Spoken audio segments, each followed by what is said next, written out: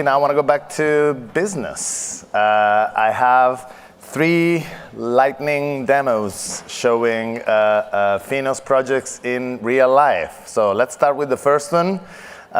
First up, Marta Poleszczuk, Director of Fixed Income at Wellington, Trading at Wellington. Matt Thomas, Managing Director, Head of FX Electronic Distribution at Morgan Stanley. Marta and Matt will speak for 5 minutes about how Wellington and Morgan Stanley are leveraging FDC3 to streamline FX trading workflows.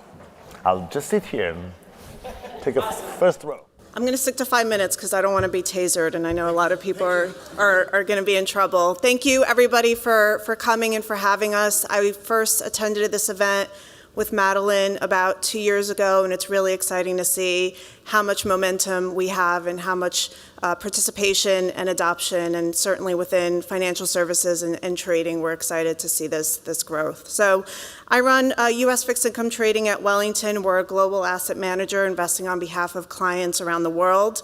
Our centralized trading desk really invests on behalf of many different investors and many different strategies. The trading objective is really to achieve quality execution and also to generate investment alpha or preserve investment alpha, and that means our traders are constantly in a position of taking in a lot of different data points through fast-moving markets. The last couple of years have been especially challenging, and really synthesizing all that information and converting it into actionable insights. And so as you think about how much our traders get hit with, and I think about that all the time, what we often want to do is focus on making their lives easier and letting them be the best at their jobs. Technology is at the core and foundational to our trading capabilities, and so within Wellington, our technology strategy includes having an open and integrated platform that combines our proprietary OMS along with external capabilities that our partners such as Morgan Stanley offer. And really through the work of this organization, and a lot of you are able to unlock some of those capabilities. So I'll let Matt talk through some of what our sell-side partners, including Morgan Stanley, have been developing, and then we'll walk through what we've recently went live with as it relates to our FX trading capabilities. Okay. Thanks, Marta. So Morgan Stanley has always been a premier FX business, and they've been a leader in risk-taking, market structure, and analytics. I think the challenge, though, has always been how do you communicate that information to clients in a seamless, efficient manner. Matrix and QSI, just to give you some context, has essentially been that vehicle or that medium where we talk to clients and give our views out to the street. It's a market-leading portal, and we distribute most of our information and trading capabilities through it. Wellington has been a long-time user of Matrix. They use it in a very sophisticated way. They've been the pioneers for building decision trees and value pyramids, essentially taking their trades, analyzing what the market says about how those trades will react in the market, and then applying those to the execution of those trades. And so they've been helpful in driving this product and working with us through it. But as Marta outlined, most clients and most sophisticated clients are moving to a more sophisticated manner, building systems that are more open and integrated, essentially kind of creating a build, buy, and partner hybrid approach. And for us, the answer to that was essentially initially taking all of the products you see here and the trading services, our smarter router services, some of the analytics around how the market structure performs, and turning them either into fixed protocol or some type of REST API. And I think those are great. They create really great bespoke offerings, and clients can integrate with those. But as you can imagine, they are sometimes time-consuming to implement, and the costs associated with it can also be large. So when Wellington and Marta approached us for a new proof of concept to integrate Matrix, as we intend it, directly into their system using a new protocol in an open source format, we were very excited about this concept, so we gave it a shot. So this new approach allows Morgan Stanley to embed our services directly into Wellington's trading workflow while leveraging Matrix as it was intended. So I'll pass it back to Marta to describe the actual workflow itself, but it's been a pleasure to work with her on this project. Great, thanks, Matt. So I'll start off by saying within trading or within the trading world, it's really helpful to think about this context of clicks equals costs. And so the more clicks that our traders have to make, that means that their workflow is inefficient and they're not able to focus on the things that really add value. And so with this new proof of concept, what we've been able to do is actually integrate our OMS such that if we have an order come down, so in this case, let's say it's a sell euros, buy USD FX order, we'll be able to right-click within our OMS and automatically open up this beautiful matrix that Morgan Stanley created so that we can get real-time information on liquidity, on spreads, on volume, on price action, and really make informed decisions in a seamless way. And so this level of integration gives us this feeling and experience that the Morgan Stanley platform and all of the time and effort and sophistication of it is really an extension of our own trader's desktop and really allows us to unlock greater functionality across the board. So we just went live with our first trader using this functionality last week, which was really exciting after a long journey. Thank you. Yep. A lot of hard work went into this by our respective trading technology teams, and we're very grateful for it, and we're excited to see where this goes next. So a little over time, but don't taser us. Thank you so much. Enjoy the rest of your day. Thank you. Katz is the managing director and distinguished engineer at Morgan Stanley. He's a great friend of the foundation, and he was our chair emeritus. So he's going to talk about TraderX. Thank you, Dove. Yeah. Welcome. Thank you. Maybe use the podium. Am I using the? This is fine. Okay. Oh, okay. Thank goodness I'm not reading that disclaimer. Okay. Thanks, everyone. So I wanted to talk to you about TraderX, the new project that we've released into open source. But first, I want to ask for those who are developers, with a show of hands, who's familiar with like the pet store sample application? Is that something that people? Okay, yeah.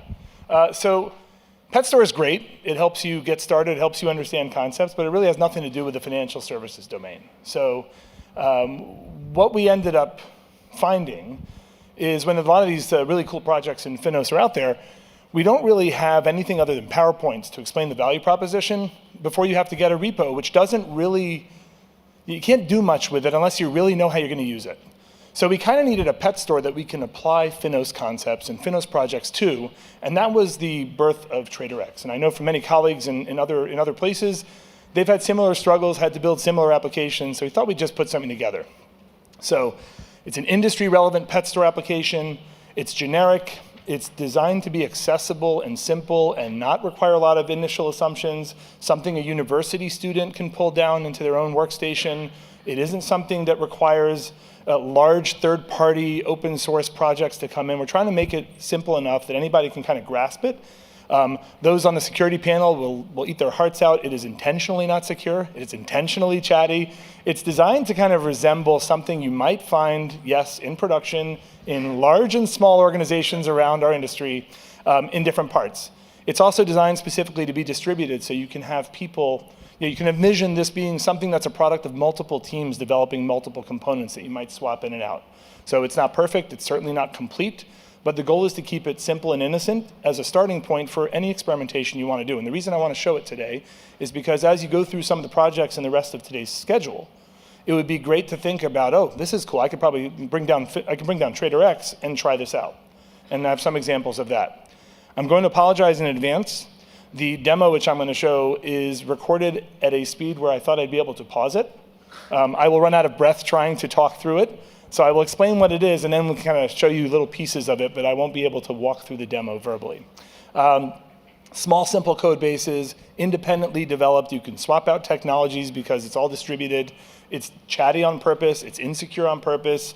It's designed to extend and change.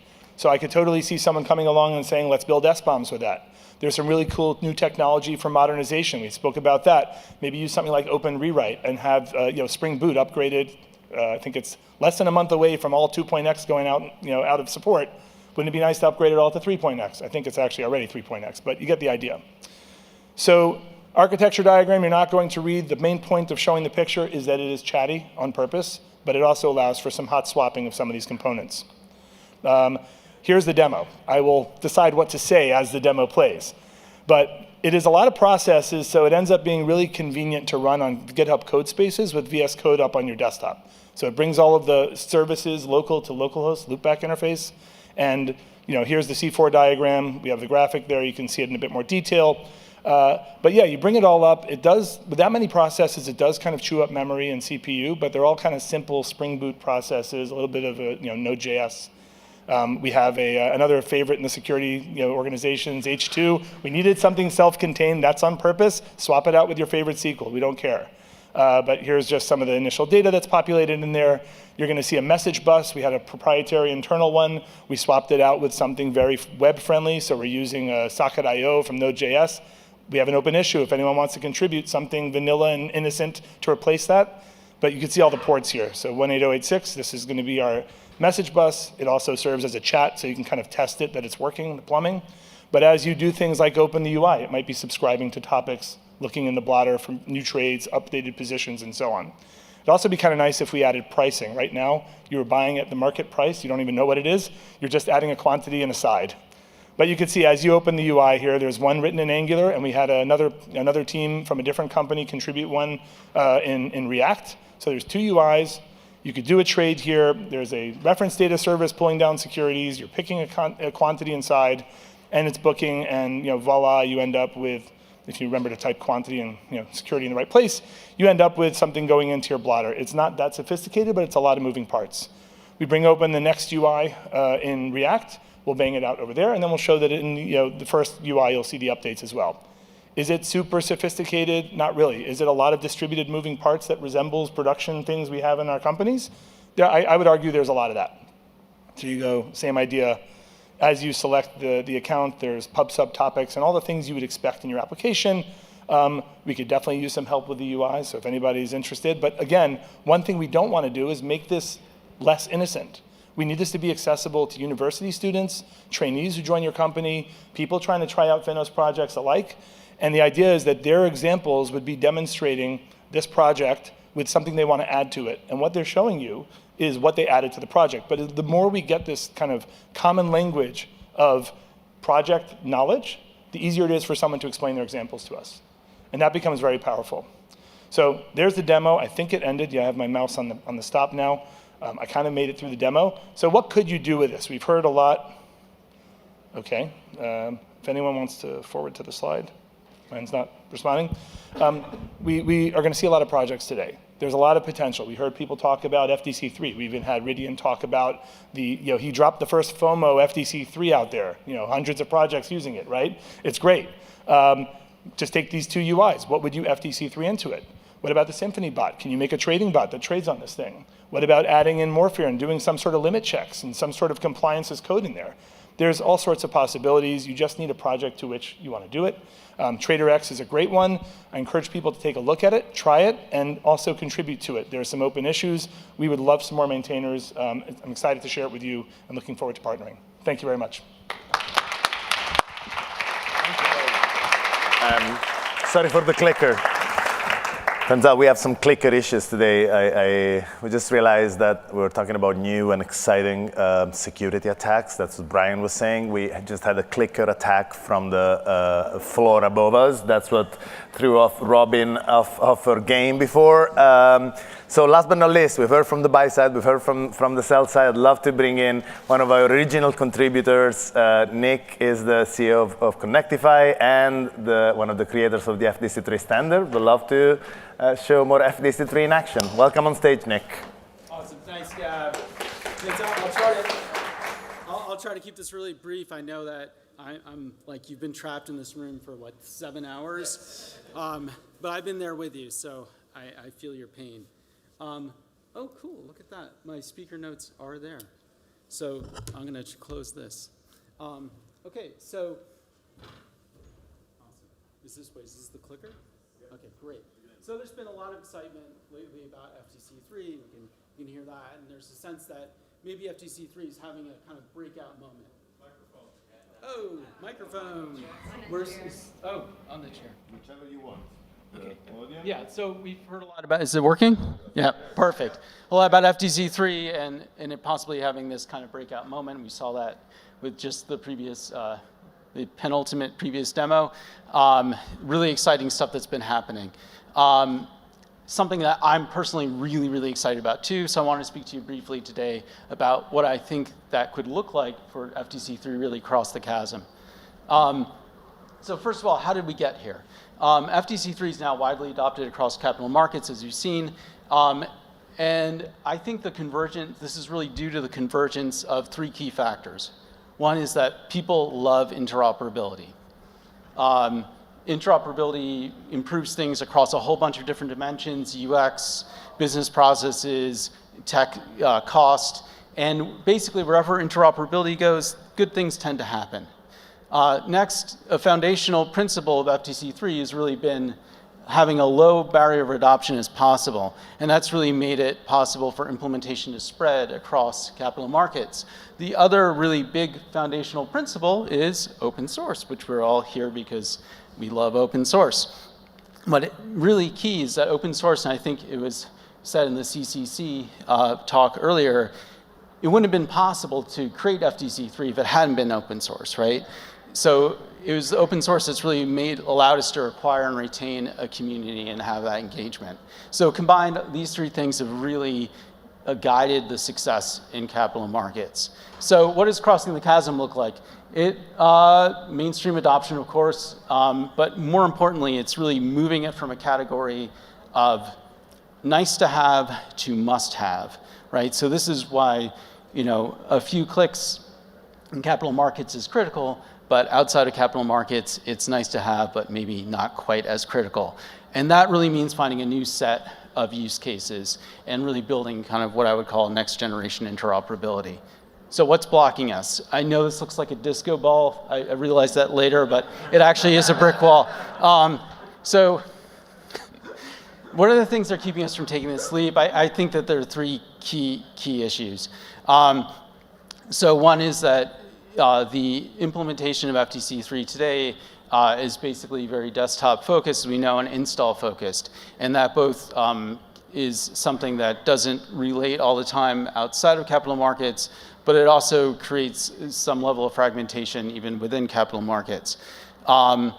There's a fair amount of tech lift that has to go into mitigating this kind of fragmentation and getting things installed and things like this to implement FTC3.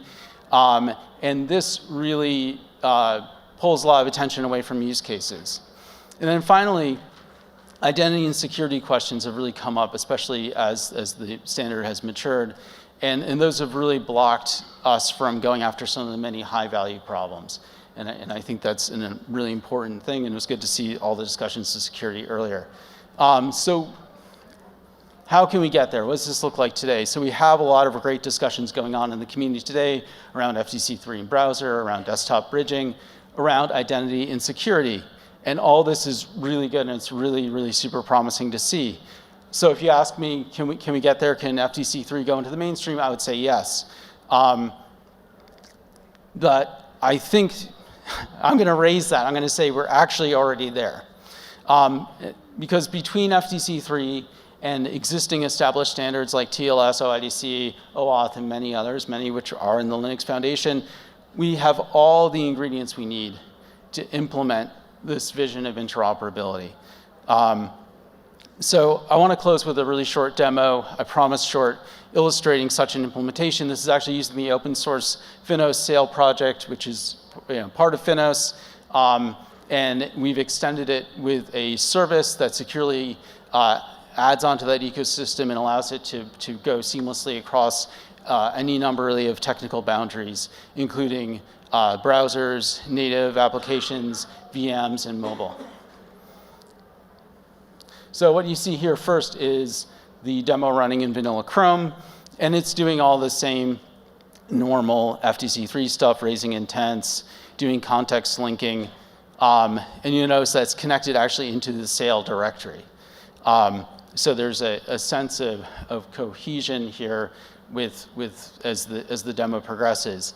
So what we're going to do next is we're going to raise an intent that's going to target the Sail desktop application that runs an Electron and just launch Sail from the browser. And then from there, we can seamlessly interoperate between Sail and the browser. We can do intents. You'll notice that when we raise intents, you can actually target them to either browser or Sail. We have awareness of that. And you can also seamlessly put things onto different channels and have the desktop container interoperating with the browser and vice versa.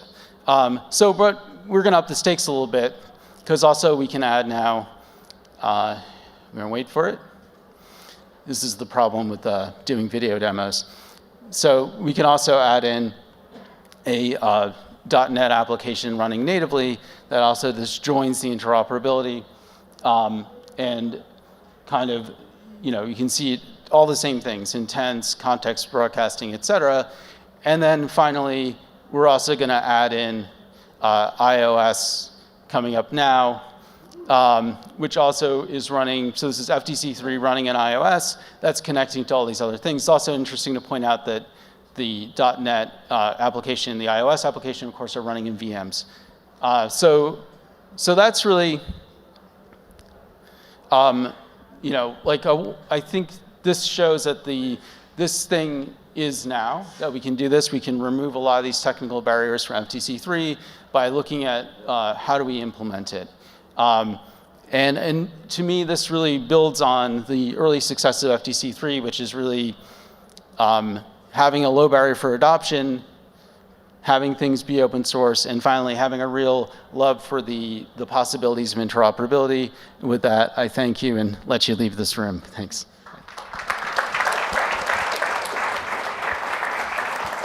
Thank you, Nick.